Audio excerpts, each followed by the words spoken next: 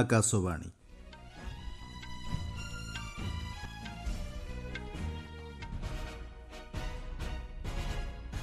ସମ୍ବାଦ ପଢ଼ୁଛନ୍ତି ସତ୍ୟବ୍ରତ ବେହୁରା।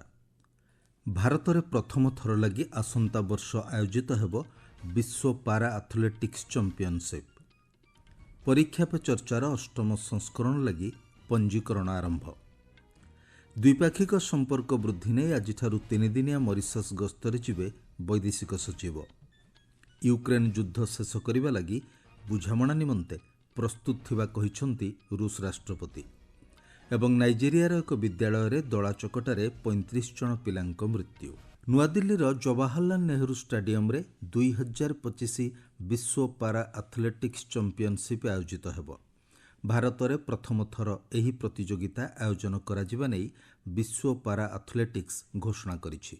ଆସନ୍ତା ବର୍ଷ ସେପ୍ଟେମ୍ବର 26ରୁ ଅକ୍ଟୋବର 5 ତାରିଖ ପର୍ଯ୍ୟନ୍ତ ଏହି ଚମ୍ପିଅନସିପ୍ ଅନୁଷ୍ଠିତ ହେବ। 2015ରେ ଦୋହାରେ, 2019ରେ ଦୁବାଇରେ ଏବଂ 2024ରେ କୋବେରେ ଏହି ଚମ୍ପିଅନସିପ୍ ଆୟୋଜିତ ହେବା ପରେ ଚତୁର୍ଥ ଥର ପାଇଁ ଏସିଆ ମହାଦେଶରେ ଏହାର ଦ୍ୱାଦଶ ସଂସ୍କରଣ ଅନୁଷ୍ଠିତ ହେବ।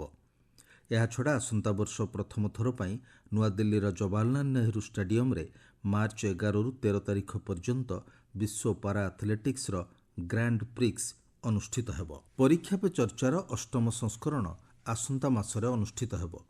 ପ୍ରଧାନମନ୍ତ୍ରୀ ନରେନ୍ଦ୍ର ମୋଦିଙ୍କ ଏହି କାର୍ଯ୍ୟକ୍ରମ ପାଇଁ ମାଇ ଗଭ୍ ପୋର୍ଟାଲରେ ପଞ୍ଜୀକରଣ ଆରମ୍ଭ ହୋଇଛି। ଏହା ଆସନ୍ତା ମାସ 14 ତାରିଖ ପର୍ଯ୍ୟନ୍ତ ଚାଲିବ।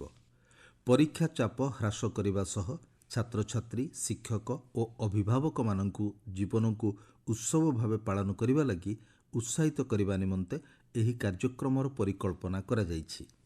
ଶିକ୍ଷା ମନ୍ତ୍ରାଳୟ ପକ୍ଷରୁ ଜାରି ବିବୃତ୍ତିରେ କୁହାଯାଇଛି, ଷଷ୍ଠରୁ ଦ୍ୱାଦଶ ଶ୍ରେଣୀ ପର୍ଯ୍ୟନ୍ତ ଛାତ୍ରଛାତ୍ରୀ, ଶିକ୍ଷକ ଓ ଅଭିଭାବକଙ୍କ ପାଇଁ ବହୁମୁଖୀ ପ୍ରଶ୍ନ ଢାଞ୍ଚାରେ ଏକ କୁଇଜ୍ ପ୍ରତିଯୋଗିତା ପ୍ରସ୍ତୁତ କରାଯାଇଛି।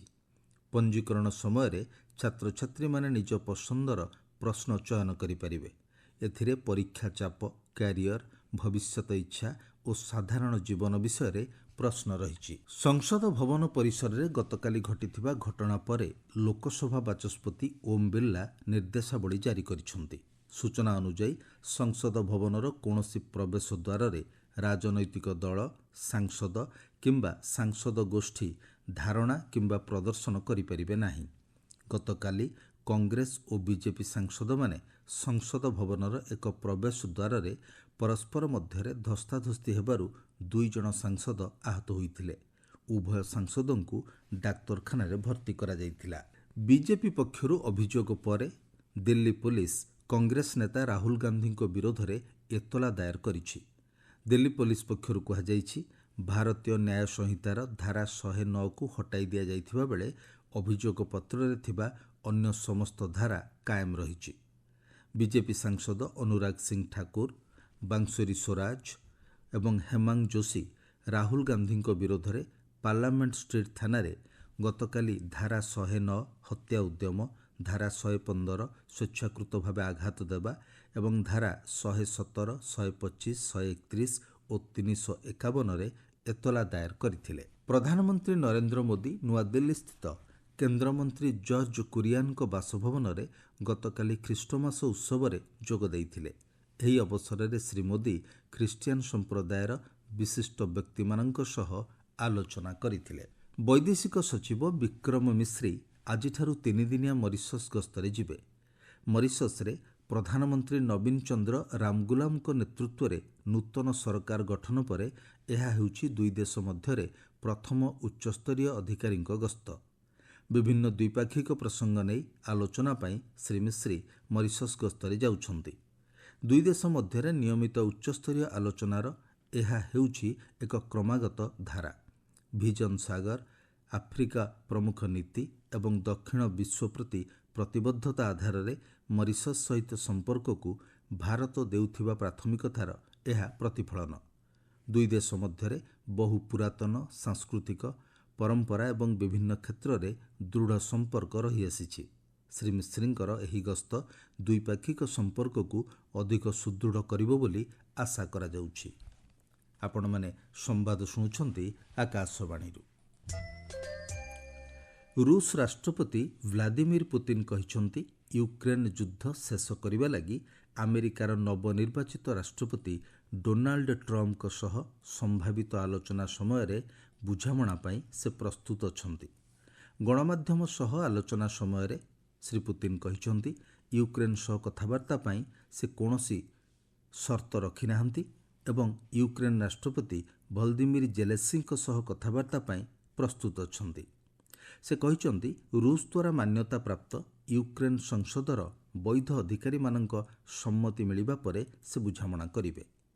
ତେବେ ରୁଷ ଦୁର୍ବଳ ହୋଇପଡ଼ିଥିବା ଖବରକୁ ସେ ଖଣ୍ଡନ କରିଛନ୍ତି। ସେ କହିଛନ୍ତି 2022ରେ ଯୁଦ୍ଧ ଆରମ୍ଭ ହେବା ପରେ ରୁଷର ସ୍ଥିତି ଅଧିକ ମଜବୁତ ହୋଇଛି। ୟୁକ୍ରେନ ସହ ଅସ୍ଥାୟୀ ଶାନ୍ତି ବୁଝାମଣାକୁ ସେ ପ୍ରତ୍ୟାଖ୍ୟାନ କରିବା ସହ କେବଳ ସ୍ଥାୟୀ ବୁଝାମଣାକୁ ଗ୍ରହଣ କରିବେ ବୋଲି କହିଛନ୍ତି। ରାଷ୍ଟ୍ରପତି ଡୋନାଲ୍ଡ ଟ୍ରମ୍ପଙ୍କ ସହିତ ଆଲୋଚନା ସମ୍ପର୍କରେ ଶ୍ରୀ ପୁତିନ କହିଛନ୍ତି ସେ ବୈଠକ କରିବା ଲାଗି ପ୍ରସ୍ତୁତ ଅଛନ୍ତି, କିନ୍ତୁ ଗତ କିଛି ବର୍ଷ ହେବ ସେ ଟ୍ରମ୍ପଙ୍କ ସହିତ କୌଣସି କଥା ହୋଇନାହାନ୍ତି। ନାଇଜେରିଆର ଦକ୍ଷିଣ ପଶ୍ଚିମ ସହର ଇବାଦାନରେ ଥିବା ଏକ ବିଦ୍ୟାଳୟରେ ଖ୍ରୀଷ୍ଟମାସ ପର୍ବ ପାଳନରେ ଦଳାଚକଟା ଘଟି 35 ଜଣ ପିଲାଙ୍କ ମୃତ୍ୟୁ ଘଟିଛି। ଏଥିରେ 6 ଜଣ ଗୁରୁତର ଆହତ ହୋଇଛନ୍ତି। ସୂଚନା ଅନୁଯାୟୀ ଲୋକମାନଙ୍କୁ ନଗଦ ଟଙ୍କା ଓ ଖାଦ୍ୟ ଦିଆଯିବା ବିଷୟ ଘୋଷଣା କରାଯିବା ପରେ ସେଠାରେ ପ୍ରବଳ ଜନସମାଗମ ହୋଇଥିଲା।